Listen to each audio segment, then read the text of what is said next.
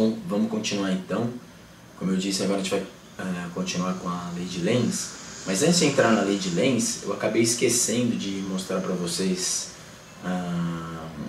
um aparato tecnológico que é fundamentado na lei de Faraday. Então eu queria mostrar rapidamente. Lembra que quando a gente aproxima e afasta o ímã, a gente consegue acender o LED.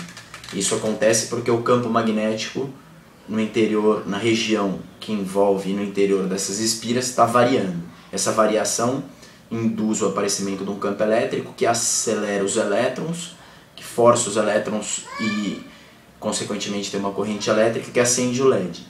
E esse movimento de vai e vem acendendo uma lâmpadazinha, isso tem uma aplicação no nosso dia a dia que eu esqueci de mostrar para vocês. Muitos de vocês já devem ter visto, quem nunca viu vai ver agora. Essa lanterninha, se eu conseguir abrir aqui, eita, aqui. Essa lanterninha, né? Ela não precisa de pilha, essa lanterna. Você só movimenta aqui e ela acende. Será que dá para entender o funcionamento dela?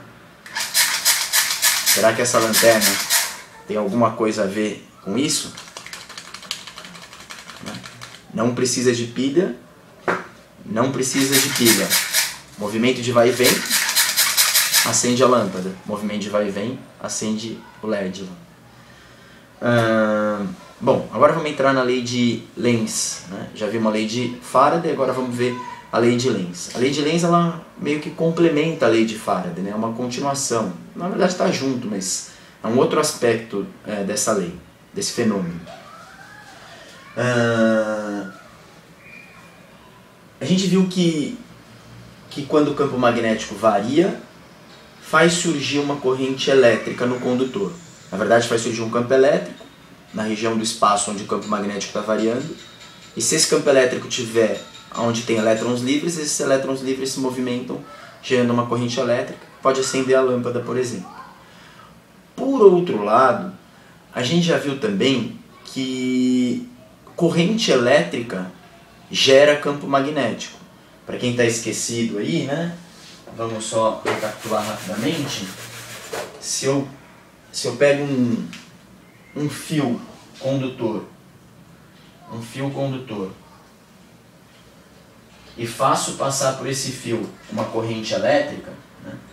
Obviamente que para a corrente elétrica está passando aqui, o circuito teria que estar fechado, mas se tiver um fio e nesse fio estiver passando corrente elétrica, a corrente elétrica gera um campo magnético ao redor dela. Do mesmo jeito que um ímã tem um campo magnético ao redor dele, uma corrente elétrica também tem um campo magnético ao redor dela. Então existem duas fontes de campo magnético. Uma são os próprios materiais magnéticos, os ímãs, né? Magnetita, ímã de terra rara e assim por diante. Outra são as correntes elétricas, né? Inclusive tem aquela história famosa do Ørsted, não sei direito como pronuncia esse nome, mas acho que é alguma coisa assim, né? Ørsted, que ele estava lá mostrando para os alunos dele circuitinhos elétricos e conta a história, alguma coisa assim. Vocês podem depois verificar direitinho como é que é a história, mas alguém deixou uma bússola perto do circuito elétrico, e aí quando o circuito elétrico foi ligado, passou corrente elétrica, e essa corrente elétrica fez com que a bússola mexesse. Até então não se sabia, só se achava que a bússola ia mexer perto de ímãs. Os ímãs interagem com a bússola, porque a bússola é um próprio ímã. Mas aí eles começaram a perceber que não é só o ímã que interage com outros ímãs, no caso a bússola. Mas uma corrente elétrica também fazia a bússola mexer, e portanto a corrente elétrica também interagia com outros ímãs. E lembra que eu expliquei que ímã interage com ímã através de campo magnético. Então como é que corrente elétrica interage com ímã? Através de campo magnético. Uma corrente elétrica, ela gera ao redor dela um campo magnético. Então, por exemplo, se aqui estiver passando uma corrente elétrica, ela vai gerar um campo magnético ao redor dela, assim. E lembra que continua valendo que as linhas de indução do campo magnético são sempre fechadas. Isso continua valendo inclusive para a corrente elétrica. É meio difícil desenhar em 3 dimensões aí, mas é alguma coisa mais ou menos assim. Se a gente pegar esse fio onde está passando a corrente elétrica e fechar de tal forma que ele forme uma espira, cadê o apagador? Ah, tá aqui. Desculpa. Então, se eu pegar esse fio e fechar de tal forma que ele forme uma espira e passar a corrente elétrica, essa corrente elétrica vai gerar um campo magnético. Tem até uma regrinha para desenhar esse campo magnético, a regrinha da mão direita, você coloca o dedão na corrente elétrica, e aí esses dedos vão estar na direção e no sentido do campo magnético, mas isso por enquanto não importa para o momento. E essa corrente elétrica gera um campo magnético ao redor de toda ela a corrente elétrica. No entanto, eu desenhei o campo magnético aqui no centro da espira, só porque agora eu vou, para ensinar a lei de Lenz, eu vou dar um exemplo aqui que vai usar espiras. Então, vamos lá. Então, para deixar as coisas claras. Corrente elétrica gera campo magnético.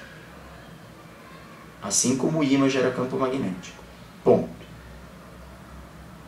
Por outro lado, a gente viu na lei de Faraday que se eu vario o campo magnético perto de uma espira, onde ainda não está passando uma corrente elétrica, essa variação do campo magnético faz aparecer lá naquela espira uma corrente elétrica.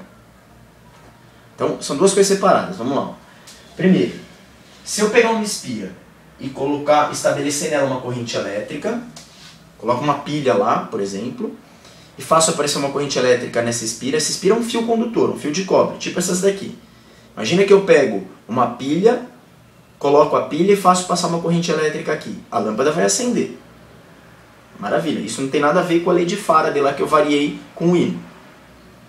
Isso é circuitinho simples. Se eu coloco uma pilha aqui, eu posso estabelecer uma corrente elétrica aqui.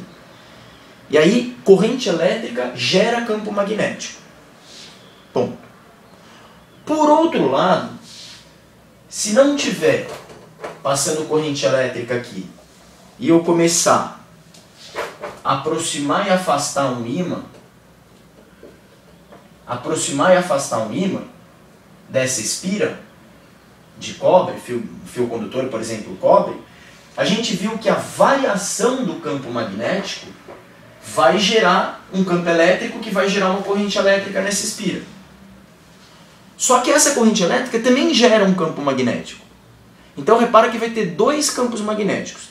Tem o campo magnético do ímã, lembra? Aquele campo magnético que é forte perto dos polos lá. E aí quando eu aproximo esse ímã ou afasto esse ímã, eu faço aumentar ou diminuir o campo magnético na espira. E aí, nessa espira vai aparecer uma corrente elétrica, né? Que é isso aqui, nada de novo, a gente viu no filme passado. Eu aproximo e afasto, surge uma corrente elétrica aqui que acende a lâmpada.